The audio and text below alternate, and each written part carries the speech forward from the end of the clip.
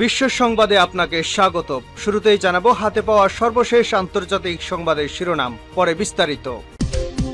পুরোদমে Iran Israel ফিলিস্তিন যুদ্ধ চলছে, জানিয়ে দিব আমাদের হাতে থাকা সর্বশেষ গুরুত্বপূর্ণ আপডেট আন্তর্জাতিক সংবাদ। ভয়াবহ গৃহযুদ্ধের দিকে এগিয়ে যাচ্ছে আমেরিকা। এবার আর আমেরিকার শেষ রক্ষা নাই, আমেরিকাকেই আমেরিকা ধ্বংস করবে। এরপর জানিয়ে দেব নেতানিয়াহুকে হিটলারের সঙ্গে তুলনা, এরদোগানের ইসরায়েলের সঙ্গে সমস্ত বাণিজ্য স্থগিত করল তুরস্ক। আরো জানিয়ে দেব ইসরায়েল বিরোধী বিক্ষোভ, এবার ফ্রান্সে শিক্ষার্থীদের উপর চড়াও পুলিশ। এদিকে যুদ্ধবিরতিতে ফিলিস্তিনিদের এক সপ্তাহের আলটিমেটাম ইসরায়েলের। জানিয়ে দেব বিশ্বের দেশে দেশে নিষেধাজ্ঞার মুখে ভারতীয় খাদ্যপণ্য। এবং জানিয়ে দেব আন্তর্জাতিক অপরাধ আদালতকে হুমকি দিচ্ছে ইসরায়েল। সর্বশেষ জানিয়ে দেব ইউক্রেন রাশিয়া সংঘাতে ঘি ঢাললেন ডেভিড ক্যামেরন, বাড়ছে ভয়ঙ্কর কিছুর সংখ্যা। শুনছিলেন সংবাদ শিরোনাম, এখন বিস্তারিত। তবে তার আগে অনুরোধ থাকবে ভিডিওটিতে একটি লাইক এবং কমেন্টস করে জানিয়ে দিন আজকের এই ভিডিও সম্পর্কে আপনার মূল্যবান মতামত। আর অবশ্যই এই ভিডিওটি আপনার ফেসবুক সোশ্যাল মিডিয়ায় শেয়ার দিয়ে ছড়িয়ে দিন আর জানিয়ে দিন আপনি কোন জেলা থেকে বা কোথা থেকে আমাদের সংবাদটি শুনছেন এবং দেখছেন। আর অনুরোধ থাকবে আপনি যদি আমাদের এই চ্যানেলটিতে নতুন হয়ে থাকেন তাহলে অবশ্যই চ্যানেলটি সাবস্ক্রাইব করে পরবর্তী আপডেট সংবাদ পেতে চোখ রাখুন বিবিসি আন্তর্জাতিক সংবাদে। ভয়াবহ গৃহযুদ্ধের দিকে এগিয়ে যাচ্ছে আমেরিকা। আরো একটি গৃহযুদ্ধের দিকে এগিয়ে যাচ্ছে আমেরিকা। জনমত জরিপের পর এমন পূর্বাভাস দিয়েছে দেশটির খ্যাতনামা জরিপ সংস্থা রাসমুসেন। সংস্থাটি জানিয়েছে বর্তমান প্রেসিডেন্ট জো বাইডেন যদি আবারও ক্ষমতায় আসেন তাহলে যুক্তরাষ্ট্রে গৃহযুদ্ধ বেঁধে যাবে বলে মনে করেন 41% মার্কিন ভোটার, আর 16% ভোটার মনে করেন হয়তো এমনটা হতে পারে। এক প্রতিবেদনে এই খবর জানিয়েছে বার্তা সংস্থা তাস। তবে জরিপে অংশ নেওয়া 49% উত্তরদাতারা মনে করেন না যে আগামী 5 বছরে আরেকটি গৃহযুদ্ধের মুখে পড়বে যুক্তরাষ্ট্র। আর 10% মানুষ জানিয়েছেন তারা এ বিষয়ে নিশ্চিত নন। পক্ষান্তরে 25% মানুষ মনে করেন সাবেক প্রেসিডেন্ট ডোনাল্ড ট্রাম্প জয়ী হলেই বরং গৃহযুদ্ধের কবলে পড়তে পারে ওয়াশিংটন। তাস জানায় আলোচিত জরিপটি 21 থেকে 23 এপ্রিলের মধ্যে করা হয়েছিল, যেখানে 1100-ও বেশি মানুষ অংশ নিয়েছিলেন। অংশগ্রহণকারী সবাই আসন্ন মার্কিন নির্বাচনের ভোটার, ফলে এই ফল যথেষ্ট গুরুত্ব পাচ্ছে। চলতি বছরের 5 নভেম্বর অনুষ্ঠিত হবে মার্কিন প্রেসিডেন্ট নির্বাচন। এর মধ্যে রিপাবলিকান দলের মনোনয়নে জয়ী হয়েছেন ট্রাম্প, আর দ্বিতীয় মেয়াদের জন্য লড়ছেন ডেমোক্র্যাট পার্টির ক্ষমতাসীন প্রেসিডেন্ট জো বাইডেন। এবারের নির্বাচনে গাজা ইস্যু বাইডেনকে বেশ ভোগাতে পারে বলে ধারণা করা হচ্ছে। 7 অক্টোবর থেকে উপত্যকায় হত্যাযজ্ঞ চালিয়ে আসছে ইসরায়েল, যেখানে পূর্ণ সমর্থন জানিয়ে আসছেন বাইডেন। এ নিয়ে দেশের অভ্যন্তরে প্রচন্ড চাপে রয়েছেন 81 বয়সী এই প্রেসিডেন্ট। বাইডেন প্রশাসনের গাজা নীতির বিরুদ্ধে ফুঁসে উঠেছে মার্কিন বিশ্ববিদ্যালয়ের শিক্ষার্থীরা। টানা কয়েক সপ্তাহ ধরে শিক্ষার্থীদের বিক্ষোভ আন্দোলনে উত্তপ্ত ক্যাম্পাসগুলো। শান্তিপূর্ণ আন্দোলনে হামলা, ব্যাপক ধরপাকড়েও দমে যায়নি এসব শিক্ষার্থী, বরং দিনকে দিন স্ফুলিঙ্গের মতোই ছড়িয়ে পড়ছে বিক্ষোভ। ফলে জনমত অন্যদিকে ঘুরিয়ে দিতে শান্তিপূর্ণ বিক্ষোভকে ইহুদি বিদ্বেষ বলে আখ্যা দেয় ইসরায়েলপন্থী মার্কিন নীতি নির্ধারকরা।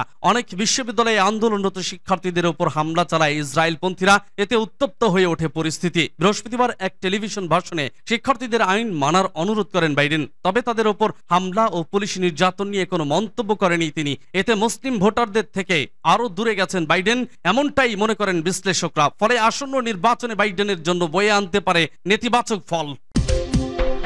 নেতানিয়াহুকে হিটলারের সঙ্গে তুলনা, এরদোগানের ইসরায়েলের সঙ্গে সমস্ত বাণিজ্য স্থগিত করল তুরস্ক। গাজায় ইসরায়েলি হামলা নিয়ে বরাবরই কড়া সুর চড়িয়েছেন তুরস্কের প্রেসিডেন্ট এরদোগান। এমনকি ইসরায়েলের প্রধানমন্ত্রীকে হিটলারের সঙ্গে তুলনা করেন তিনি। এবার ইসরায়েলকে চাপে ফেলতে নয়া কৌশল নিল তুর্কি সরকার। ফিলিস্তিনিদের ওপর হামলার জেরে ইসরায়েলের সঙ্গে সব ধরনের বাণিজ্য স্থগিত করল তুরস্ক।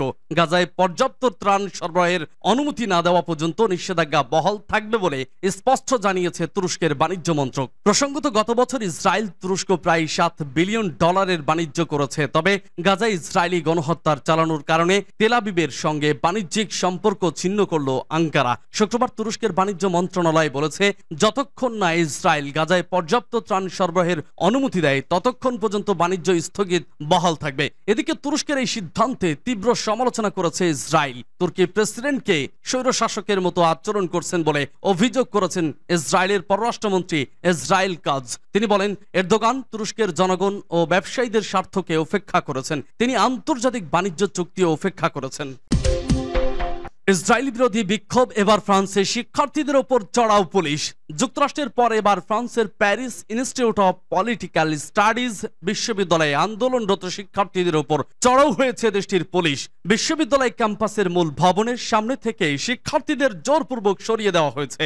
সংবাদ মাধ্যম আল জাজিরা এক প্রতিবেদনে জানিয়েছে, বিশ্ববিদ্যালয়ের মূল ভবনে আন্দোলন করছিলেন শিক্ষার্থীরা, তবে আন্দোলন প্রতিহত করতে ক্যাম্পাসে প্রবেশ করে পুলিশ। একজন শিক্ষার্থী জানান, সেন্ট্রাল প্যারিসের রুয়ে সেন্ট গুইলামে অন্তত 50 জন শিক্ষার্থী ছিল যখন পুলিশ প্রবেশ করে। এরপর তাদের উপর চড়াও হয় পুলিশ। এক ভিডিও ফুটেজে দেখা যায় শান্তিপূর্ণভাবেই আন্দোলনরত শিক্ষার্থীদের বাধা দিচ্ছে পুলিশ। ফিলিস্তিনের যুদ্ধবিরতির দাবির জন্য ফ্রান্স ছাড়াও যুক্তরাষ্ট্রের বিভিন্ন বিশ্ববিদ্যালয় যেমন কলম্বিয়া বিশ্ববিদ্যালয়, ক্যালিফোর্নিয়া বিশ্ববিদ্যালয়ের শিক্ষার্থীদের নানাভাবে হয়রানির শিকার করছে আইন শৃঙ্খলা বাহিনী। গাজায় গণহত্যায় শুরু থেকেই লন্ডন, প্যারিস, নিউ ইয়র্কের মতো বিশ্বের সব বড় বড় শহরে নিয়মিত প্রতিবাদ সমাবেশ অনুষ্ঠিত হচ্ছে। সেসব বিক্ষোভ সমাবেশে প্রতিদিন অংশ নিচ্ছে লাখ লাখ সাধারণ মানুষ। এসব বিক্ষোভ থেকে ফিলিস্তিনে অবিলম্বে সামরিক আগ্রাসন ও গণহত্যা বন্ধের আহ্বান জানানো হচ্ছে। যুদ্ধবিরতিতে ফিলিস্তিনিদের এক সপ্তাহের আলটিমেটাম ইসরায়েলের। গাজায় যুদ্ধবিরতি নিয়ে আলোচনা চালিয়ে যাচ্ছে ফিলিস্তিনের স্বাধীনতাকামীদের সংগঠন হামাস ও ইসরায়েল। দুই দলের মধ্যকার যুদ্ধবিরতিতে সম্মত হওয়ার জন্য হামাসকে এক সপ্তাহের আলটিমেটাম দিয়েছে ইসরায়েল। শনিবার ওয়াল স্ট্রিট জার্নালের এক প্রতিবেদনে এই তথ্য জানানো হয়েছে। প্রতিবেদনে বলা হয়েছে, চুক্তিতে সম্মত হতে সময় বেঁধে দিয়েছে ইসরায়েল। এ সময়ের মধ্যে চুক্তিতে সম্মত না হলে রাফায় হামলা করা হবে বলেও হুমকি দিয়েছে তারা। ওয়াল স্ট্রিট জার্নাল আলটিমেটামের কথা জানালেও কবে এটি দেওয়া হয়েছে তা জানানো হয়নি। প্রতিবেদনে মিশরের এক কর্মকর্তার শুক্রবারের বক্তব্যে উল্লেখ করা হয়েছে, ফলে ধারণা করা হচ্ছে আগামী শুক্রবার পর্যন্ত ইসরায়েল সময় বেঁধে দিয়েছে। প্রতিবেদনে বলা হয়েছে, বিদেশে অবস্থানরত হামাসের নেতাদের হাতে এ প্রস্তাব তুলে দেওয়া হয়েছে। যুদ্ধবিরতির এ প্রস্তাব তৈরি করেছে মিশর। সাম্প্রতিক চুক্তির একটি খসড়া লেবাননের সংবাদ মাধ্যম আল মায়াদিনের হাতে এসেছে। খসড়াটি জনসম্মুখে তুলে ধরেছে সংবাদ মাধ্যমটি। মূলত 3টি ধাপে যুদ্ধবিরতি বাস্তবায়নের কথা বলা হয়েছে খসড়া প্রস্তাবে। খসড়া প্রস্তাবে কেবল বন্দী বা জিম্মি বিনিময়ের কথাই উল্লেখ করা হয়নি। গাজা সহ এই অঞ্চলে একটি শান্ত পরিস্থিতি সৃষ্টি করার বিষয়টিও উল্লেখ করা হয়েছে আল মায়াদিনের প্রতিবেদন অনুসারে। বিশ্বের দেশে দেশে নিষেধাজ্ঞার মুখে ভারতীয় খাদ্যপণ্য। 1 বছর আগে আফ্রিকায় ভারতীয় একটি ঔষধ কোম্পানির সর্দি জ্বরের সিরাপ পণের পর 140 শিশুর প্রাণহানি ঘটে। এ নিয়ে বিশ্বজুড়ে ভারতীয় কোম্পানিগুলোর পণ্য সামগ্রীর মান সম্পর্কে প্রশ্ন ওঠে। সেই ঘটনার রেশ কাটতে না কাটতেই গত এপ্রিলে হংকংয়েই ভারতীয় ওই 2 কোম্পানির গোড়া মশলায় ক্যান্সার সৃষ্টিকারী উপাদান পাওয়ার তথ্য জানানো হয়। পরে মাছ রান্নায় ব্যবহৃত ভারতীয় কোম্পানি MDH এর 3 ধরনের গোড়া মশলা ও এভারেস্টের একটি গোড়া মশলার বিক্রি স্থগিত করে হংকং। দেশটি বিখ্যাত গোড়া মশলার প্রস্তুতকারক 2 প্রতিষ্ঠান MDH ও এভারেস্ট স্পাইসেসের মশলায় ক্যান্সার সৃষ্টিকারী উপাদান ইথিলিন অক্সাইড পাওয়ার ঘটনায় বিশ্বের বিভিন্ন দেশে তদন্ত শুরু হয়। এরই মধ্যে এশিয়ার সিঙ্গাপুর এবং হংকং এর বাজার থেকে এই 2 ভারতীয় কোম্পানির মশলা বিক্রিত নিষেধাজ্ঞা আরোপ করা হয়েছে। হংকং এর কর্তৃপক্ষ MDH ও এভারেস্টের মশলার মান নিয়ে সতর্ক সংকেত জারি করায় অস্ট্রেলিয়া, নিউজিল্যান্ড এবং মার্কিন যুক্তরাষ্ট্রের মতো দেশগুলোতেও একই ধরনের পদক্ষেপ গ্রহণ করা হচ্ছে। আন্তর্জাতিক অপরাধ আদালতকে হুমকি দিচ্ছে ইসরায়েল।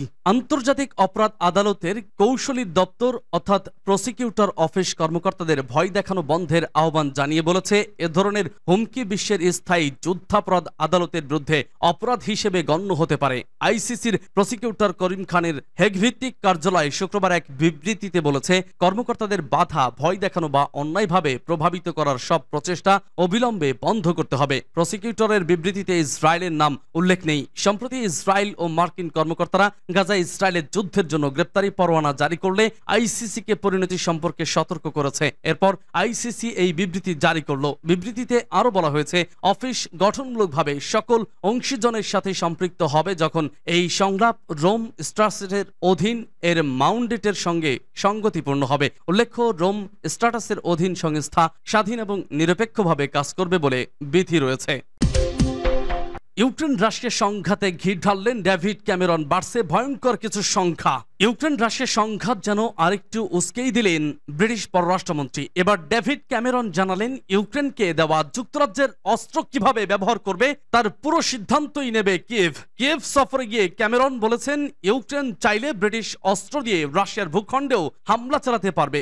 যদিও এতদিন পশ্চিমারা বলে আসছিল রাশিয়ার অভ্যন্তরে হামলা চালানোর ব্যাপারে তাদের অস্ত্র ব্যবহার করতে পারবে না ইউক্রেন। প্রেসিডেন্ট ভ্লাদিমির জেলেনস্কির দেশ কেবল আত্মরক্ষার জন্যই নিজেদের ভূখণ্ডের অভ্যন্তরে তাদের অস্ত্র ব্যবহার করতে পারবে। ক্যামেরন আরও জানিয়েছেন ইউক্রেনের যতদিন প্রয়োজন হবে যুক্তরাজ্যের পক্ষ থেকে প্রতি বছর ৩৭৫ কোটি মার্কিন ডলার করে দেওয়া হবে। ক্যামেরন বলেন রাশিয়া যে প্রক্রিয়ায় ইউক্রেনের অভ্যন্তরে হামলা করছে তাতে ইউক্রেন কেন আত্মরক্ষার প্রয়োজনীয়তা অনুভব করছে তা সহজে অনুমান করা যায়। এদিকে ক্যামেরনের এমন মন্তব্যের নিন্দা জানিয়েছে রাশিয়া।